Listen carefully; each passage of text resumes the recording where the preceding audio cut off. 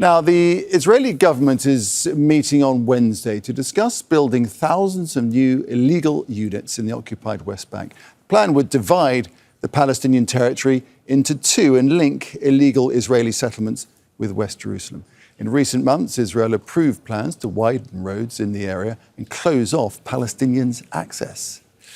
So let's speak now to Nida Ibrahim, who knows the situation on the ground very, very well, right there. So Nida, just tell us more about this plan and how long it's been in the works. Yeah, it's been since the early 90s planned by the Israeli government. But there has been a lot of international pressure on the consecutive Israeli governments to push and at least delay this plan once they can. Why? It's been described by U.S. officials, and one of them was the U.S. ambassador to Israel, as a devastating and as a disastrous plan.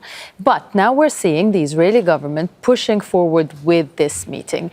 To understand the danger that this E1 plan imposes on the two-state solution, we have to look at the map of the occupied West Bank. Now, the only internationally recognized boundary between Israel and Palestine is known as the Green Line. But in 1967, Israel occupied the West Bank, including East Jerusalem. Since then, Israel has annexed Jerusalem and built illegal settlements in and around occupied East Jerusalem. You can see them here in blue. Israel has also expanded the boundaries of the Jerusalem municipality to include Palestinian towns and villages that were not historically part of the city. In 2002, Israel started building a separation wall around them, cutting them off from the rest of the occupied West Bank, and you can see the separation wall here in red. Now, this brings us to the E2 plan. It aims to create more than 3,400 illegal Israeli settlement units.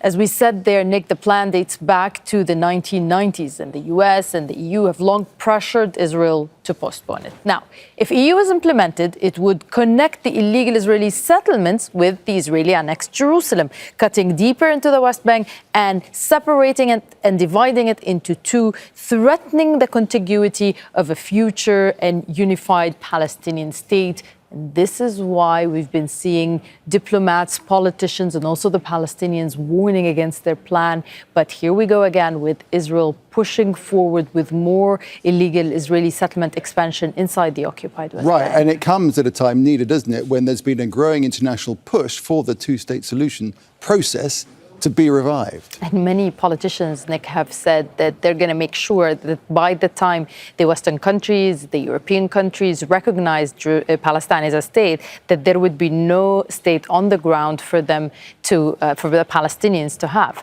Why? Because they're cutting the occupied West Bank into so many different sections. They're fragmenting them, creating what Palestinians have been calling as cantons, pushing Palestinians inside these very small caged communities that would prevent them from having sovereignty, that would prevent them from having a Palestinian state that would have connection and links to between each town and another. So we are talking about a dangerous plan, and one of its main dangers is that it targets Jerusalem. We know that Palestinians have long said that they cannot have a state without occupied East Jerusalem as its capital, but now we're seeing Israel pushing forward, expanding what's known as what the Israelis call as the Greater Jerusalem municipality, which is how they are taking more and more lands into the occupied West Bank, connecting them to Jerusalem and pushing Palestinians out of their homes and out of their lands as a result. Such an important issue. Thank you so much for putting it into perspective for us, Nida. Thanks a lot. Thank you. Thank you.